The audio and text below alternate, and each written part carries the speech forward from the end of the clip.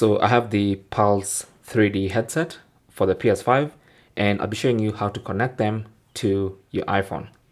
Now these are not Bluetooth headsets. These are actually wireless headsets, and that means whatever you need to connect them to needs to be able to get this connected to that device. So the same way you connect this to a PS5 is the same way you're going to connect it to your iPhone, and then you can now connect your headset like that wirelessly.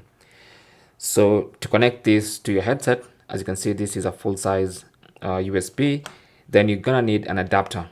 Okay, so this is one of the adapters you might need. There are plenty of adapters you can use. This is just one that I had close by. This one's cost about 10 bucks on Amazon. You can pick them up, or you can even use one of your more complex adapters like this one if you have it. Anyway, if you have the older iPhones, then you need a USB to Lightning adapter. But since I have the 15, I'll just connect this Type-C to Type-A adapter. So connect the adapter to the phone and then connect the wireless transmitter to the phone via the adapter like that. Okay. And once that is connected, the next thing you want to do is turn on the headset. So just go to the headset and switch it on. Okay.